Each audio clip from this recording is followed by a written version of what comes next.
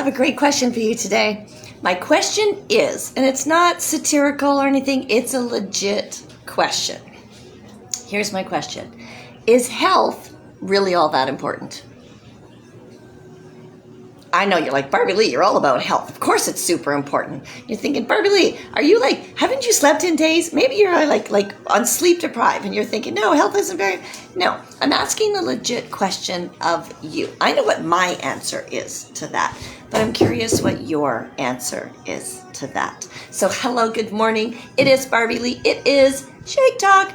You know, I haven't done one of these for a while. I get so caught up in my things and my shake comes in the morning and I'm hungry, I eat my shake, and so here I am, Saturday morning, doing my Shake Talk. Welcome to my world. And the question is health really all that important? I'm going to walk you on a little journey with me. So yesterday, I went and saw my osteopath. Now, an osteopath, what I like to call an evil massage therapist, because they use torturous, husband's like, yep, they use torturous maneuvers to release tension and stuff like that. I've done osteopath before, and it's always the same. And the same thing a lot of times. Physio is the same idea. Lots of torture for, that relief of whatever you need the relief of. So I'm talking to husband because I'm hella sore this morning. And he tortured me like to the point where he offered me tissue. That's how much he tortured me. And it's for my better. It's for me to get better, right? So for me to, like my nerves and my muscles and everything and my toes to stop cramping because that foot that was broken, and now even the other foot, and I don't know if I'm compensating or what the hell, but I'm getting toe cramps now. And I don't want to be 57 years old with toe cramps, because I definitely don't want to be 67 with toe cramps, and I definitely don't want to be 77 with toe cramps, and I sure as fuck don't want to be 87 or 97 with toe cramps. So I have to figure out today what's causing the toe cramps, because it's going to be a lot easier today than it is tomorrow. So is health important to me? Yeah, it's really important to me. But at what cost? So here's the thing. I was thinking about this. So I'm talking to Dwayne. So cost both physically and financially. Because I pay now. I know those of you in Canada that see an osteopath, and maybe it's part of your medical. I know some of you might have that kind of coverage. So it's 700 pesos. So what is that? 60 bucks Canadian? So it's about 60 bucks. So I pay him $60 to torture me for an hour. Good deal. Sure, for somebody. But it is making a difference. The day after, the day of, and the day after, no, I'm not happy about it. But tomorrow and the next day I'll be fine. And then it's getting better and better after each treatment. So I pay $60 to go to the osteopath. And then I think, how many people don't go to get massages or go to see the osteopath or the physiotherapist regularly?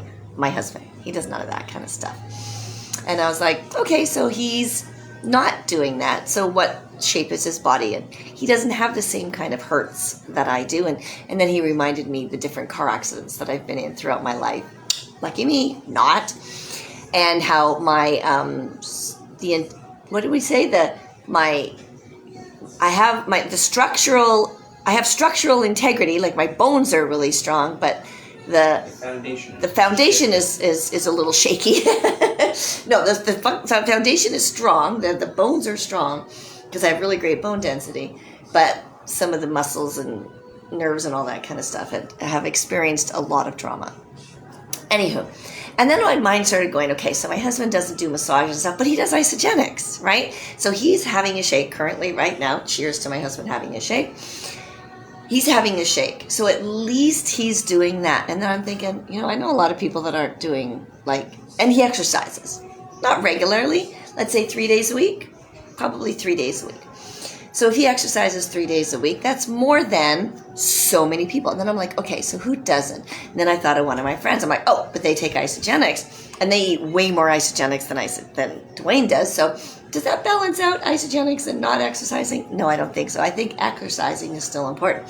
So you have food that's important. You have your fitness that's important. And then I started thinking about people in my world that don't do anything. They literally, they don't even go dancing. They'll go and sit and listen to bands, but dancing is not a thing that they like to do. They don't walk anywhere. They take buses or drive their car. Like, I have a friend, and I'm not saying any names, and you're going to know who you are when you hear this, but I have this friend that literally would drive to my house like 3 blocks away, never walk to my house because, they really liked their car. And I was like, okay. Anyhow, but they also had some physical challenges. Anywho, so I'm starting to think about these bodies, right, that were given at birth that we torment the fuck out of. Like, we absolutely freaking torment our bodies. We do the craziest shit to them. And then sometimes they break, and sometimes they get sick, and sometimes the immune system, and sometimes the thyroid. I'm dealing with that now. And not now, I've always been dealing with it. I'm just actually starting to focus on it.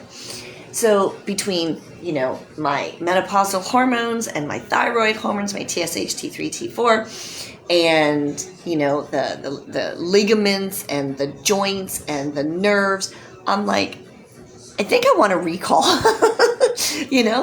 like how much time and energy do I spend on my health before I just say fuck it and just go the route of drugs and alcohol and drugs and pharmaceutical drugs as well.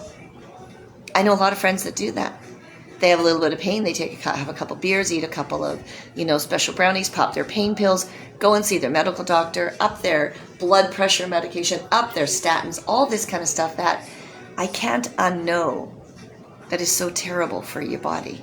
Like, your blood pressure is not due to a lack of blood pressure medication in your body. If you have high blood pressure or high cholesterol, that is not due to a lack of that medication in your body. Don't let it fool you. Don't let your MD, your allopathic doctor, fool you that that's really what it is, because it's not, right? So this is my struggle right now. There are things like nerves and muscles that don't get drugs. They just don't. They just have to get fixed. So I can't pop a pill and all of a sudden my nerves are better. It doesn't work that way. Medication is required for some things. My brain's trying to pick the ones that it's required for. So Dwayne has a medical issue with the size of his arteries in his neck. He has old man arteries. He's not an old man. He has old man spine too. So he has some, you have some, but some structural. My foundation has shifted. His foundation has shifted. So he requires a medication because we have done everything that we know of, but you can't make an artery bigger in your neck.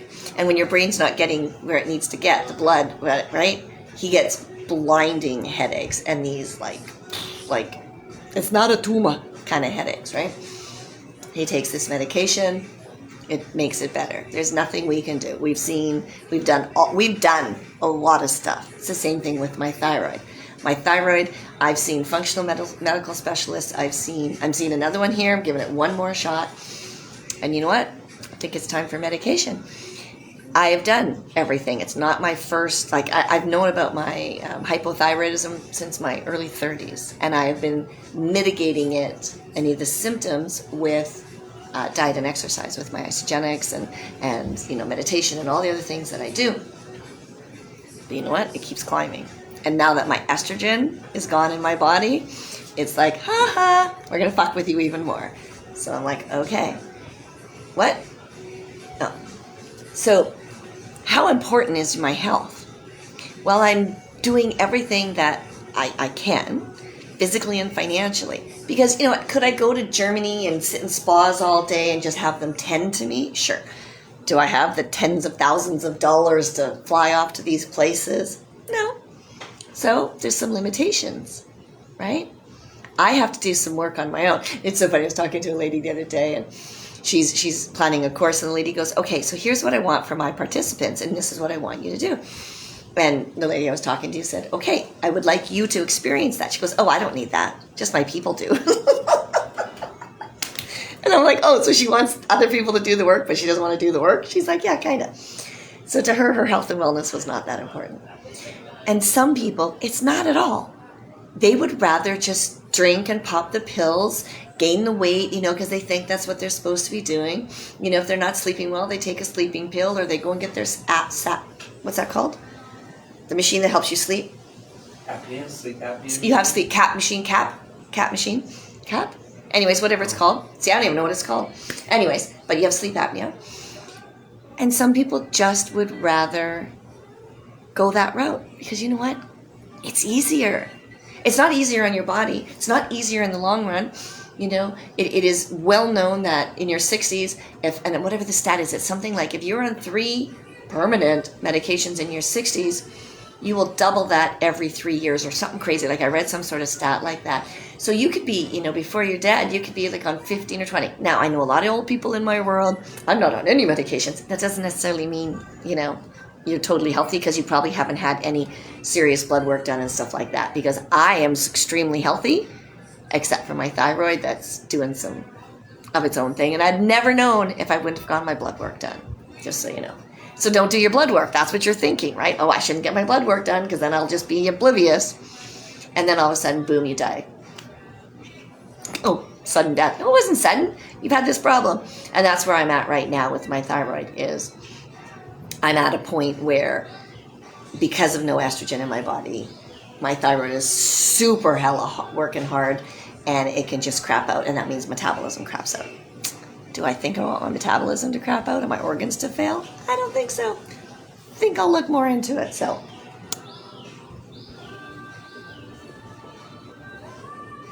I've just explained to you how important my health is to me. So I'm curious how important yours is to you. Is it even important at all?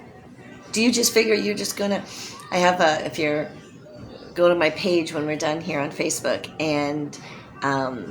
there's a quote that says, I don't want to, go to the grave in this well-preserved, pretty, all nice body. I want to go thoroughly used up, battered and bruised, screaming, what a ride kind of thing. And yes, that is truly how I want to be. But that doesn't mean I want it to hurt and I want to complain, it doesn't mean that I'm not going to take care of myself. I'm going to live this life as much as I can. So if that means me going to the osteopath and getting tormented a little bit, or a hell of a lot, because it was a lot, then that's my choice. Does it mean choosing my Isogenics products every freaking day, especially for my breakfast? Damn straight it does. Because I know how it feeds my body at a cellular level. I know how it makes me feel. I know how it feeds me. Does it mean playing pickleball and doing my yoga every morning and swimming in the ocean when we can? And yes, I'm going to make a choice to do all of these things because my health is important to me. So how important is it to you? Just asking.